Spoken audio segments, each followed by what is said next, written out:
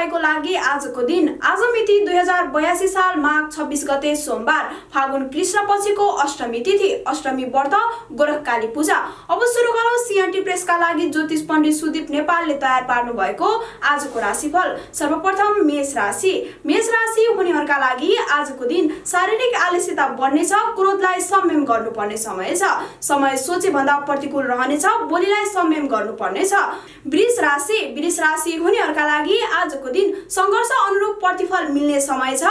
पारिवारिक चिन्ताले सताउनेछ, मित्रताको सम्बन्ध प्रगाढ रहनेछ, स्वास्थ्यमा सुधार आउनेछ। मिथुन राशि हुनेहरूका लागि आजको दिन परिवारमा हर्ष बढ्नेछ, काम गर्ने उत्साह वृद्धि हुनेछ, कठिन कार्यलाई सहजतापूर्वक सम्पन्न गर्ने साहस वृद्धि हुनेछ, प्रेम सम्बन्ध सुमधुर रहनेछ। स्टुडेन्ट भिजामा UK, Australia, Denmark, USA, Canada, Finland, Europe र जापान जान चाहनेहरूका लागि तुलसीपुरमै भरपर्दो र विश्वासिलो कन्सल्टेन्सी। कर्कट राशि हुनेहरूका लागि आजको दिन मेहनतको प्रतिफल मिल्ने समय रहेको छ। जोश र उत्साह बढ्नेछ, व्यावहारिक विषयमा खटपट हुन सक्ने समय छ, बोलीलाई संयम गर्नुपर्नेछ। सिंह राशि हुनेहरूका लागि आजको दिन व्यवसायमा राम्रो लाभ मिल्नेछ, मित्रहरूको सहायताले कठिन कार्य पनि सहज बन्नेछन्, रोकिएका कार्य सुचारू हुनेछन्, मन उत्साहित रहनेछ। कन्या राशि हुनेहरूका लागि आजको दिन शिक्षा क्षेत्रमा प्रगति हुनेछ, प्रेम सम्बन्धमा मधुरता आउनेछ, मनोरम यात्राको योग रहेको छ, सोचेका कार्यमा सफलता मिल्नेछ। तुला राशि हुनेहरूका लागि आजको दिन आफन्तहरू टाढिने समय छ, एक्लो महसुस हुन सक्छ, सकारात्मक भएर अघि बढ्नु पर्नेछ, धनहानि हुन सक्छ।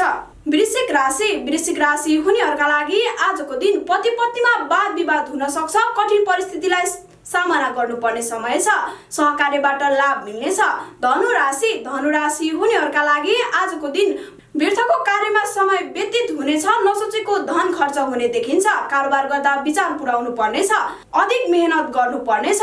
मकर राशि हुनेहरूका लागि आजको दिन रोकिएको धन प्राप्त हुने समय छ, परिवारमा खुसियाली छाउनेछ, मनोरञ्जनमा समय व्यतीत हुनेछ, सानो कुराले मन चिन्तित रहनेछ। कुम्भ राशि हुनेहरूका लागि आजको दिन व्यापार व्यवसायमा राम्रो लाभ मिल्नेछ, राजनीतिक क्षेत्रमा सफलता मिल्नेछ, आफन्तसँग भेटघाटले मन प्रसन्न रहनेछ। र अन्त्यमा मीन राशि हुनेहरूका लागि आजको दिन चञ्चलता बढ्नेछ, रोजगारीमा आबद्धहरूका निम्ति लाभदायक समय छ, वैदेशिक क्षेत्रबाट लाभ मिल्नेछ, व्यवसाय सामान्य रहनेछ। राशिले जे जस्तो फल बताए पनि हजुरहरूको कार्य सफलताको कामना, अस्वस्थ हुनुहुन्छ भने स्वास्थ्य लाभको कामना, यात्रामा रहनुहुनेलाई मङ्गल यात्राको कामना, जन्मदिन मनाउँदै हुनुहुन्छ भने जन्मदिनको शुभकामना, पाथिभारा भगवतीले सबैको मनोकामना पूर्ण गर्नुहुनेछ।